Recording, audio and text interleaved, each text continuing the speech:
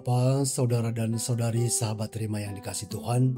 Selamat pagi, selamat bertemu kembali dalam renungan kita hari ini. Hari ini hari Jumat tanggal 24 Oktober, kita kembali diundang untuk merenungkan sabda Tuhan bagi kehidupan kita. Saya akan memberi judul kecil tema renungan kita hari ini, yaitu kesiapsiagaan dan tanggung jawab sebagai penerima dan pengelola karunia atau rahmat Tuhan.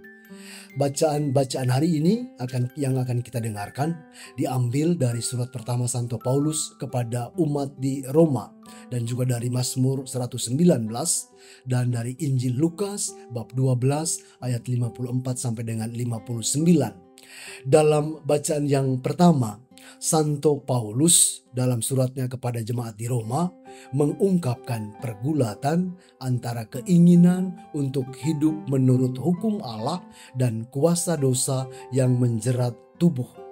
Itu artinya kita sebagai manusia, kita masih dikuasai kecenderungan untuk berdosa. Kita punya kelemahan, kerapuhan. Dan Santo Paulus mengajak kita ketika berhadapan dengan kelemahan itu, kita berusaha sekuat tenaga dan semampu kita untuk mengikuti jalan yang dikehendaki oleh Allah.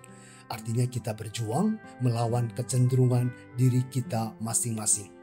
Dan dalam bacaan Injil hari ini yang saya jadikan sebagai acuan untuk tema kita, kesiapsiagaan dan tanggung jawab sebagai penerima dan pengelola karunia atau rahmat Allah, saya mengundang kita untuk melihat sejenak apa yang direfleksikan oleh mendiang Paus Yohanes Paulus II dan juga Paus Benediktus ke-16.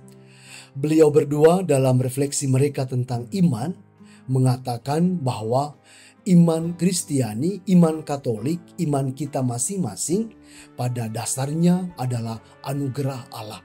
Iman adalah karunia, iman adalah rahmat, iman adalah berkat yang datang pertama-tama dari Allah. Allah lah yang berinisiatif. Namun pada saat yang sama dari pihak manusia, iman itu juga menuntut tanggung jawab.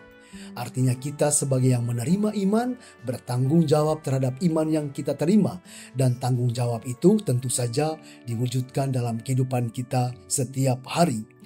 Tuhan Yesus dalam bacaan Injil yang kita dengar menegur orang banyak karena mereka dapat menafsirkan awan dan angin, tetapi gagal menafsirkan zaman ini, zaman sekarang, serta mengingatkan bahwa setiap orang harus menilai apa yang benar.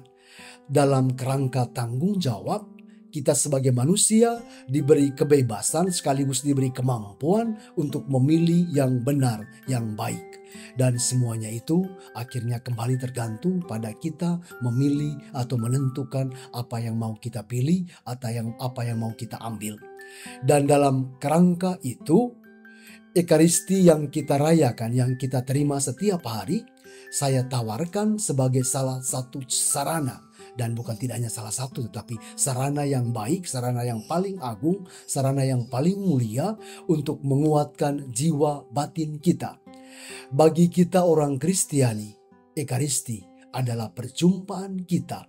Ekaristi adalah persatuan kita secara batin dengan Kristus. Tubuh dan darah Kristus dalam rupa roti dan anggur yang dipersembahkan di altar Tuhan yang kudus adalah kekuatan bagi jiwa batin kita.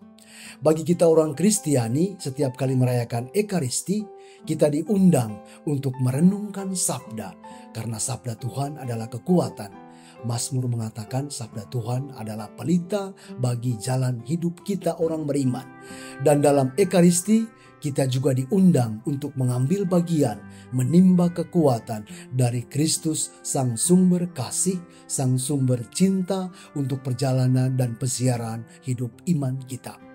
Dan oleh karena itu, bagi kita sebagai orang Kristiani, pada hari ini saya mengajak kita semua untuk melihat kekuatan yang bisa kita timba dari Ekaristi untuk perjalanan hidup kita. Tanggung jawab sebagai orang beriman memang adalah sebuah pilihan dari pihak kita manusia. Pilihan yang mengajak kita untuk tetap bertekun, tetap setia, dan bersiap siaga untuk menghadapi kehidupan. Semoga sabda Tuhan hari ini menerangi, membimbing, mengarahkan seluruh perjalanan hidup kita dan memampukan kita untuk semakin hari semakin mengarahkan hidup kita dan perjalanan iman kita pada kehendak dan rencana Allah. Kemuliaan kepada Bapa dan Putera dan Roh Kudus, seperti pada permulaan, sekarang, selalu, dan sepanjang segala abad. Amin. Yesus, Maria, Yosef, terangilah kami, lindungilah kami, selamatkanlah kami. Berkat Allah yang Maha Kuasa tercurah melimpah atas kita semua, kehidupan kita, keluarga, semua orang yang kita kasihi. Dalam nama Bapa dan Putera dan Roh Kudus. Amin.